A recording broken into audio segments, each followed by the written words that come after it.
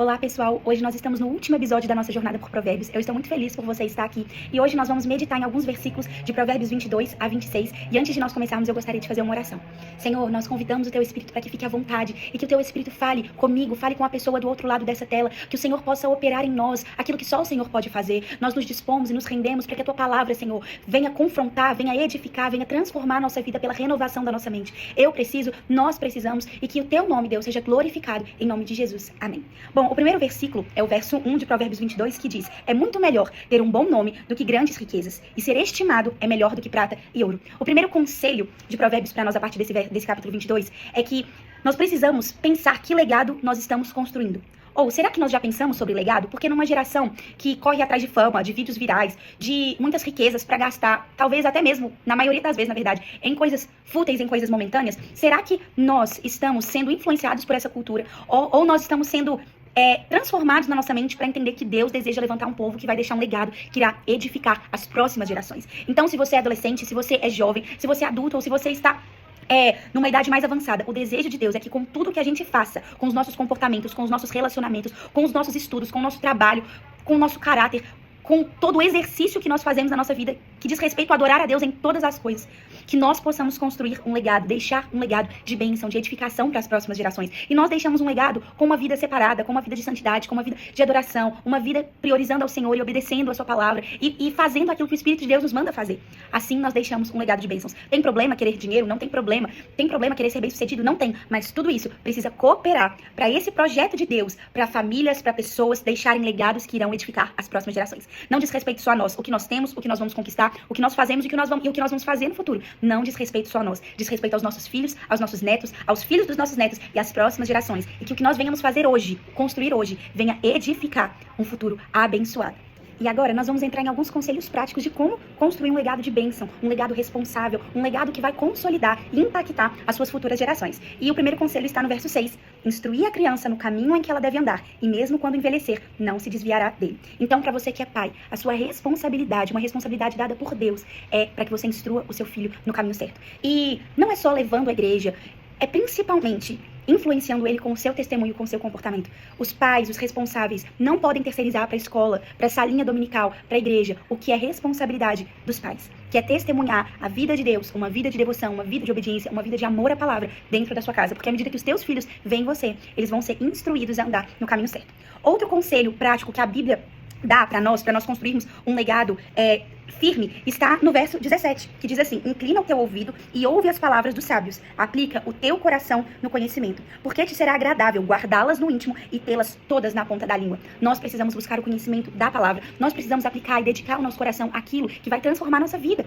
Nós precisamos nos dedicar a coisas, a estudos, principalmente a palavra, a tudo aquilo que vai nos aproximar do Senhor e que vai nos fazer crescer, desenvolver como pessoas, sermos curadas, sabe?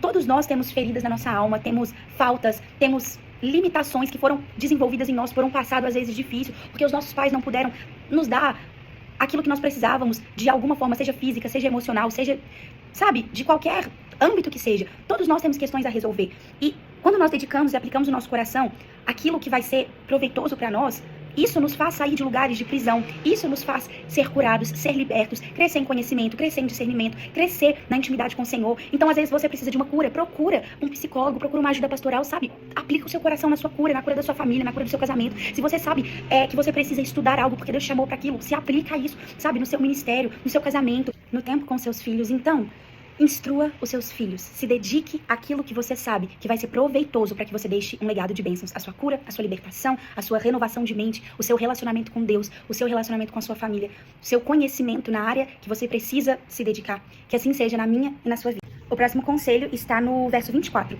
Não faças amizade com uma pessoa briguenta, nem andes com homens que logo se enfurecem, para não aprenderdes os seus costumes. Como deixar um legado de bênção e que vai edificar as próximas gerações, que vai impactar o futuro. Não andando com pessoas que vão mudar os seus costumes. Aqui ele dá o exemplo de pessoas briguentas, de homens que logo se enfurecem, porque a Bíblia diz que nós podemos sim aprender com esses costumes. Nós não estamos ilesos de participar de uma cultura, de um relacionamento, a ponto de que certos comportamentos não respinguem até mesmo na nossa forma de nos comportar. Então, nós precisamos definir quais tipos de relacionamentos, quais tipos de ambientes, para que nós não venhamos ser contaminados e até mesmo de forma sutil, influenciados por maus comportamentos, maus hábitos. Então, nós precisamos escolher muito bem relacionamentos e ambientes que nós frequentamos para que nós venhamos construir um bom legado. O capítulo 23 vem só para enfatizar ainda mais o que nós lemos no capítulo 22. Olha o que ele começa dizendo no verso 4. Não te fatigues para ser rico, ser sábio e te contém. Então, como nós falamos, nós vivemos numa cultura que a todo momento nos impulsiona a ter mais e a nunca ficarmos satisfeitos com aquilo que nós temos. É gerado em nós não somente o desejo, mas a mentalidade, a consciência de que nós precisamos de coisas que nós não precisamos. Nós precisamos ter mais dinheiro, nós precisamos ter mais reconhecimento, nós precisamos ter mais, sempre tem que ter mais. Sempre é gerado em nós, pelo feed do Instagram, pelos conteúdos que nós consumimos na internet,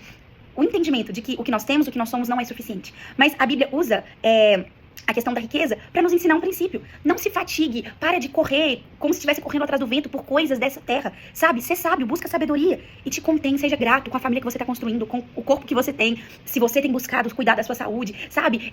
Se alegre com as suas conquistas, com os seus estudos, se alegre com os seus, se alegre com aquilo que te trouxe até aqui.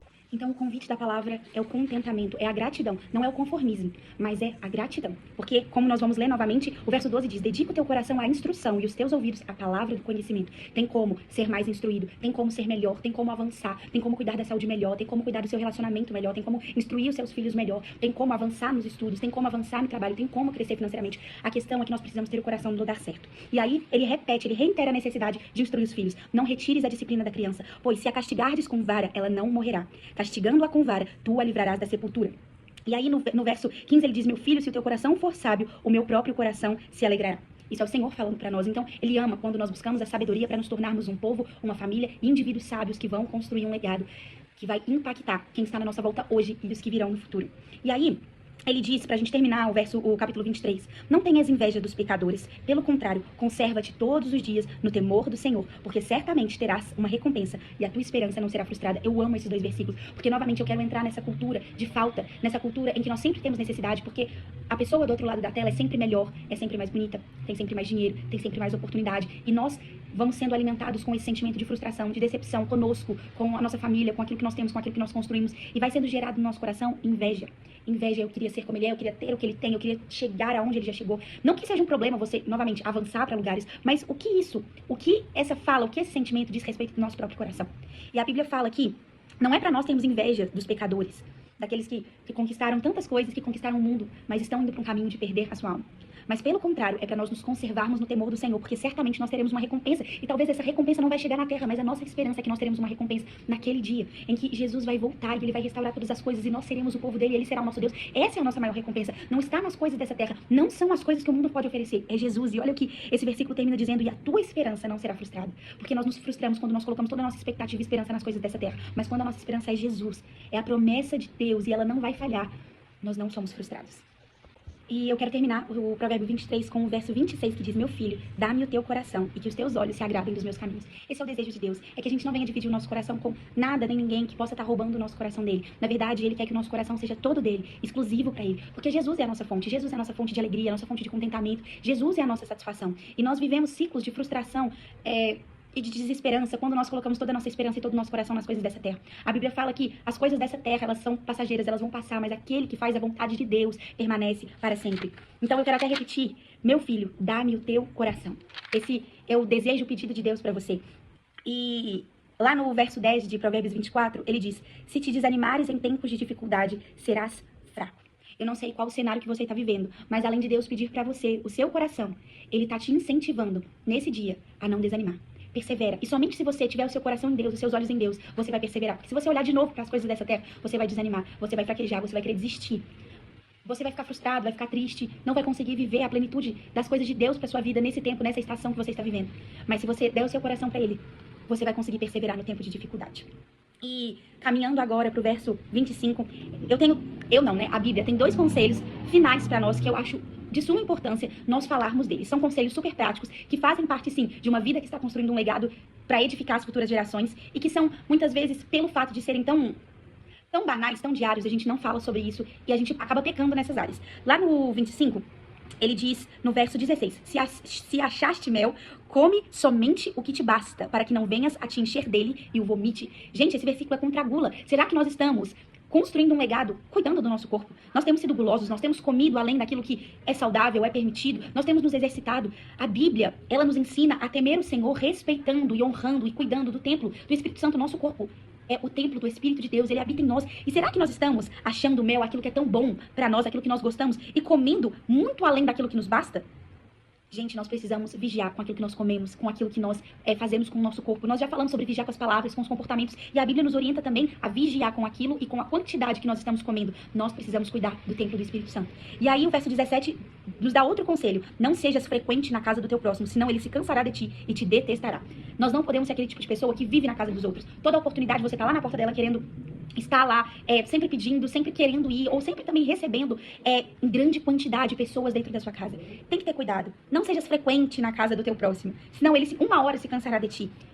É importante nós termos equilíbrio, até mesmo nos relacionamentos. Nós precisamos aprender a impor limites, a preservar aquilo que deve ser preservado, que é a intimidade. Nós precisamos ter equilíbrio em todas as áreas da nossa vida, com o que comemos, com os nossos relacionamentos, com a frequência na casa dos outros. Olha como a Bíblia ela é tão rica em todo tipo de sabedoria que nós precisamos.